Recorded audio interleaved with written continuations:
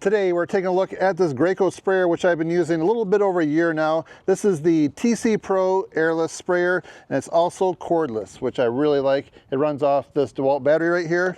So today we're going to put it to the test on some doors and show you how it works. Let's go.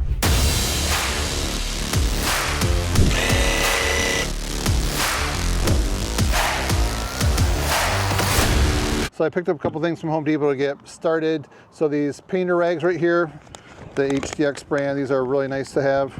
So another thing I really like, the Crocodile brand, these are the power scrubs.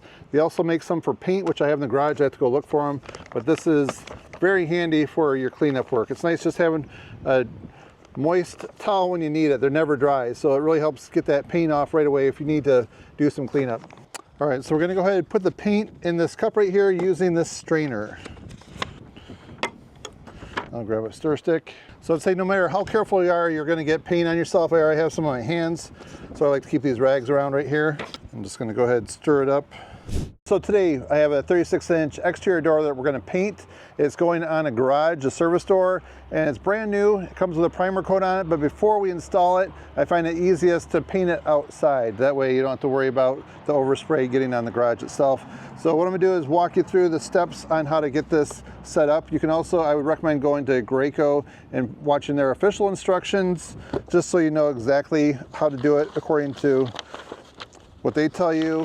And I also printed up my own list of instructions because sometimes I forget from one time using it to the next. So it's good just to have your list so you know exactly what to do as far as the prep work when you're going to use it, then also the cleanup. You want to make sure that you do everything proper because this is quite an investment and you want it to last for a long time.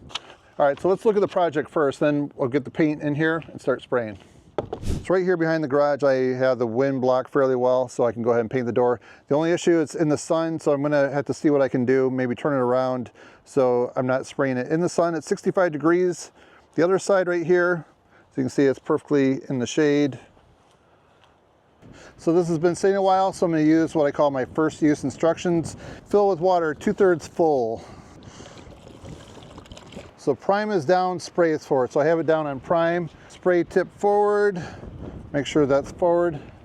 Set the speed to 10. So turn upside down, spray tip forward, hold trigger for 3 seconds, spraying into the bucket. So you go like this. Now turn it to the spray position and hold for 3 seconds.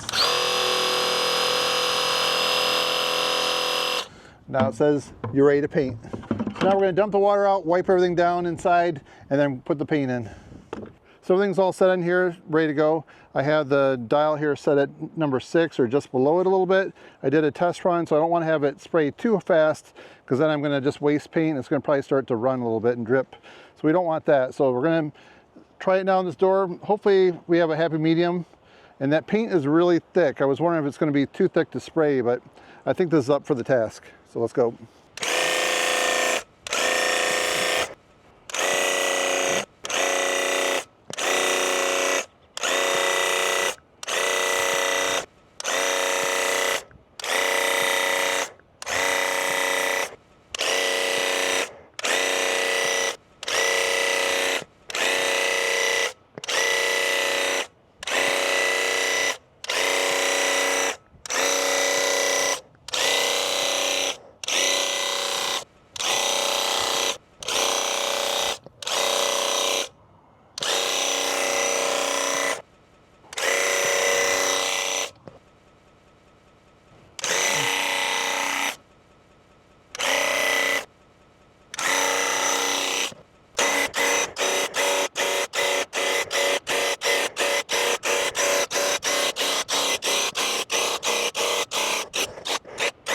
All right, I'm happy with that. I thought I might be a little bit too heavy.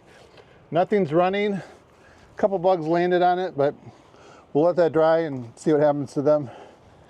In the meantime, I'm just about out right here, so I think I'm gonna go fill that up, wait a little while, put a second coat on, and then I think we're gonna be good. So the one unfortunate thing right now with the warm weather, the flies are starting to come out, so I have these little gnats right here. So I'm hoping that when the paint dries, I can just kind of brush them off. So we'll see how that goes. Yeah, you can see it's a little bit uneven there, so that second coat's definitely going to help get this looking good. I have the door propped open now, and I need to spray into the door jambs right here, and then a little bit on this side over there as well.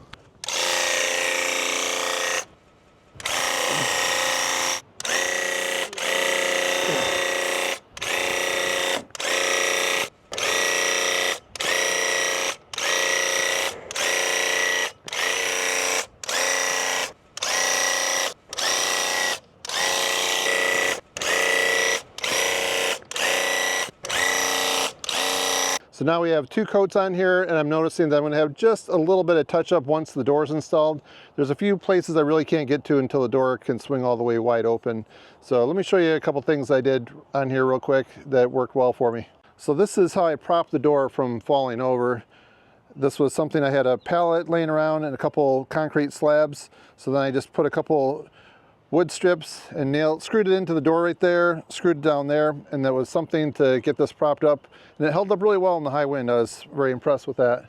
So I taped with frog tape right here at the hinges. You can see I started to undo the tape. So I'm gonna finish doing that as soon as I'm done recording. Right there as well too. And then the bottom one. So this area right here is all gonna be hidden. So that's not a big deal, but I'm really happy with the way things turned out. So this is my absolute favorite paint right here. And I went with this color right here just to match the rest of the trim on the garage, the overhead door, and then the fascia. So I had some frog tape. I didn't go all the way, and I accidentally oversprayed it, but I did quick wipe it down. So I think that's gonna be just fine. The one thing I wasn't sure about if I should spray this or remove it, but I think it's gonna be fine. That weather stripping. So I could have easily rolled this on, but I'll tell you what, there's nothing like a nice quality spray finish. So now I'm just going to let this dry, and then I'm going to put it away overnight, and then we're going to install it tomorrow. Okay, what do you think about that sprayer?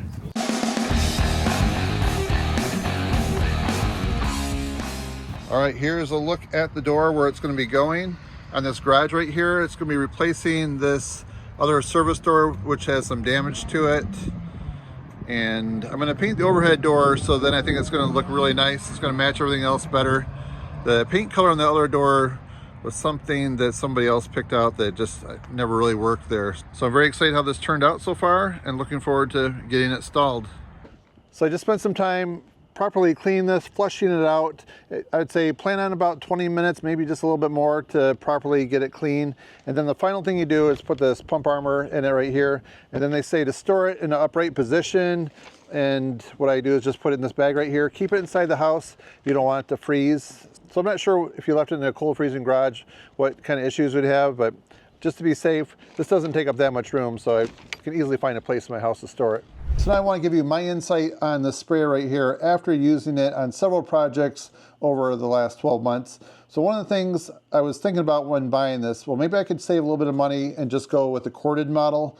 And I read somewhere somebody saying, yeah, it'd just be nice to not have to bring an extension cord and have it dragging where it could potentially pick up some paint. And I thought, yeah, that's probably a good idea. But then I'm realizing today, it's very easy to get paint everywhere. And I'm sure if I had a cord that was hanging down, it would probably pull something over, or knock something over and just get paint dragged around, maybe spending more time on cleanup. So I would say, if you're thinking about it, to just definitely go with the battery one. This 2 amp hour battery right here lasts me the whole project. Yeah, so this battery shows 3 bars. So it has 2 out of 3 bars. So that's pretty good. The other thing I like about this one right here is you can replace the different tips. So a lot of times when you're buying paint, so on here it'll probably tell you, there's a lot of instructions on like what type of spray tip to use. So today I'm using the TCP 514 tip. I also have another tip in my bag here. So I also picked up this 412 tip right here too. This is something that I haven't taken out yet, but this is an option that I can have depending on what I'm going to be spraying. And another thing I keep inside the bag right here, that's the pump armor, this little small one right here. So if you get like the big one at Home Depot, I like to just keep this size right here. So you always have, I try to keep this topped off. So right now I'm going to fill it up before I put this away. And then just keep it in a Ziploc baggie in case for some odd reason that leaks. So yeah, back to this paint. There's one thing I wanted to mention about it. So I've read some of the different forums online, some professional painters, which I follow here and there, different takes on paints. And a lot of people say that this is thicker than most paint. And I guess you could probably thin it out, but this is rated to go through a sprayer. And as I was straining this today, so you should always strain your paint, pour it through something. I didn't show you that in this video, but it was going through really slow. And I was wondering, you know, the paint that I used was probably about a year old, and you know, I brought it in and had it shaken up. I was concerned that this would have enough power to spray that paint because it was so thick. So when I tried this for the first time, I was just hoping that the spray would look good. It wouldn't come out like in some kind of clumps or something. This definitely has the power to put that thicker stuff on there. I have never seen paint that thick. I don't think I'll see paint any thicker than that. So I'd say this is definitely up for the job. And I probably had it at like right around 6 out of 10. So I didn't even need to have the full power. So I've been very happy with the Graco paint sprayer. Several years ago, I bought the Pro X9 and I used that for some really big construction projects, and it's worked really well for me. Very happy with it. I did review it. I think it actually was probably like my 10-year follow-up video, something like that. I'll put a link to that because it was really quite awesome the way that that worked. So I'd like to know in the comments down below, what is your favorite paint? I've heard many different things from different people.